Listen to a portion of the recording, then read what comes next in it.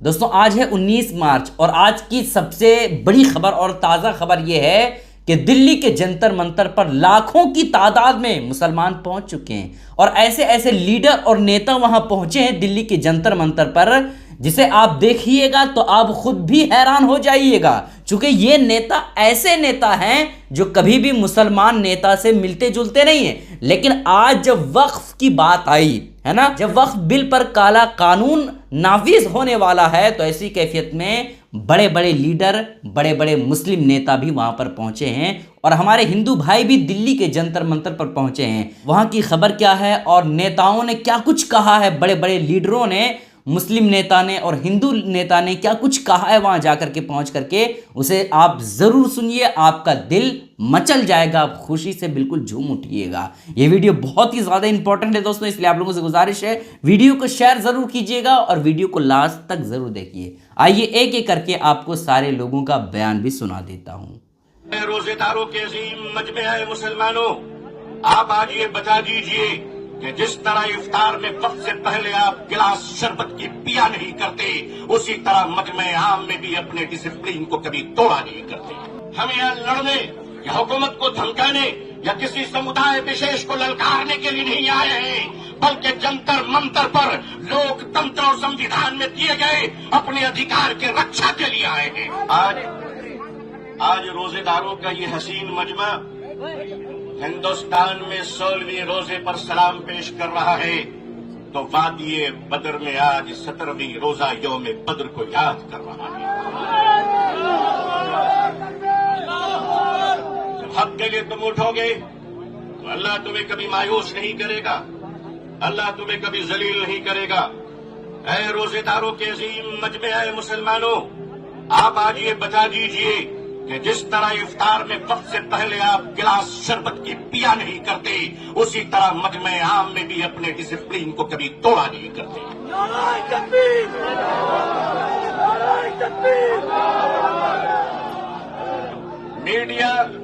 Media का काम है आपसे पूछना, आपका काम है बिल्कुल खामोश रहना।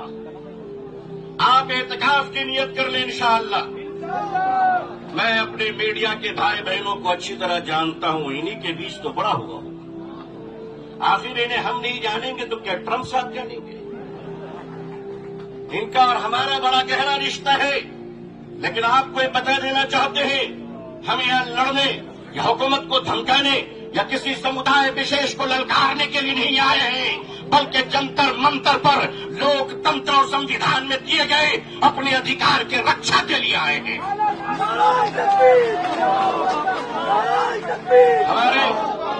हमारे ऑनरेबल एमपीज जो दूसरे धर्म और समुदाय से ताल्लुक रखते हैं, हम उनका इस्तकबाल और स्वागत करते हैं।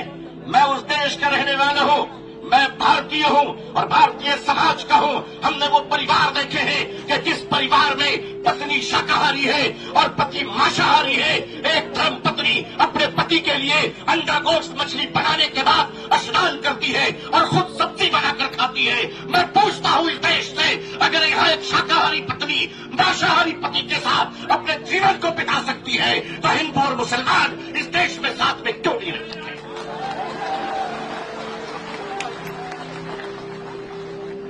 सिर्फ हमारे साथ इफ्तार अच्छा लगता है, सिर्फ हमारे साथ इफ्तार अच्छा लगता है। हमारे माननीय प्रधानमंत्री जी क्या प्यारे लगते हैं जब कोई तशरीफ ले जाते हैं। हम तो कहते हैं प्रैक्टिसिंग मुसलमान देखना है तो वो तस्वीर देख लो। अगर आपको प्रैक्टिसिंग मुसलमान देखना है, आपको अगर प्रैक्टिसिंग मुसलमान देखना है तो पॉलिटिकल पार्टी में इफ्तार देख लीजिए, कितने प्यारे प्यारे हसीन और जमील मुसलमान नजर आते हैं। लेकिन अजीजान मिल्लत, माननीय प्रधानमंत्री जी कहा करते हैं कि हमारे जमाने में जब हम बचपन में थे तो ईद के रोज हमारे घर में खाना नहीं बनता था, पड़ोसी मुसलमान खाना भेजता था। प्रधानमंत्री जी, मुसलमान आज भी जिंदा है, आप इजाजत दीजिए, मोहब्बत से प्योर शाकाहारी खाना हम आज भी ईद में बेचने को तैयार हैं। मानिए, हमारे घर का चूल्हा बंद नहीं हुआ है, आपके दर की मोहब्बत का दरवाजा बंद हो गया है। ऑल इंडिया मुस्लिम पसल्ला बोर्ड अपने बुजुर्गों की क़यादत में यहां आया है। हमने पढ़ा था कि शेखुल इस्लाम सर पे कफन लेकर जाया करते थे। हमने पढ़ा था कि शेखुल हिंद कफन लेकर जाया करते थे। हम मानते हैं हमने उन बुजुर्गों को नहीं देखा, मगर उन बुजुर्गों की निस्बतों से मुंसलिक ये चश्मो चराग की हिफाजत कर लो मुसलमान। मुसलमानों, आज अपनी क़यादत की हिफाजत कर लो और क़यादत पर एतमाद कर लो। इंशाअल्लाह याद रखना, हम इस्लाम की भी हिफाजत करेंगे। ऐ देश हिंदुस्तान, हम तेरी भी हिफाजत करेंगे। मैं अपने प्रशासन से कहना चाहता हूँ, पुलिस डिपार्टमेंट से, हम आपके ही भाई बहन हैं, हम आपके ही समुदाय और समाज से आते हैं। आप हमारे हैं, हम आपके हैं। आज हम हैं, कल नहीं रहेंगे। देश है और देश रहेगा इंशाअल्लाह। औकाफ, ये जो वक्फ की जमीनें हैं, ये बिलीवर्स की चैरिटी है, ये मुसलमानों के बुजुर्गों ने चैरिटी की है, और ये देश की जमीनें देश में रहेंगी और देश ही के काम आएगी। मैं जेपीसी को सिर्फ इतना कहता हुआ जाना चाहता हूं कि आपने बड़ी नाइंसाफी से काम लिया है, बड़ी नाइंसाफी से काम लिया है। आप जिस तरह स्टेक होल्डरों को छोड़कर नॉन स्टेक होल्डरों से बात कर रहे थे, मुझे तो डर लग रहा था कि भारत के बाद शायद आप श्रीलंका जाने वाले हैं। वहां पूछने वाले हैं लोगों से कि बताओ आप नेपाल जाने वाले हैं क्यों? भारत में बांग्लादेश की हसीना अच्छी लगती है, हिंदुस्तान का हुसैन भाई अच्छा नहीं लगता, नहीं अच्छा लगता। आखिर हम आपके हैं, आप हमारे हैं। आइए हम देश को एक पावरफुल शक्ति बनाएं, भारत को एक गौरवशाली देश बनाएं। हिंदुस्तान जिंदाबाद। मस्जिद नहीं है और कलेक्टर बोल देगा कि इंक्वायरी, जब तक कलेक्टर की इंक्वायरी नहीं होती वक्त की प्रॉपर्टी नहीं रहेगी। मुसलमानों से उनकी मस्जिदें, दरगाहें, खानखाहें, कब्रस्तान को छीनने के लिए इस तरह का प्रोविजन उसमें रखा गया है, तो इनकी नीयत खराब है और ये चाहते हैं कि देश में और दूरियां बढ़े दो बड़े समुदायों में। कि जिन लोगों के हित के लिए बता के सरकार कानून बना रही है, वही लोग उस कानून से संतुष्ट नहीं है।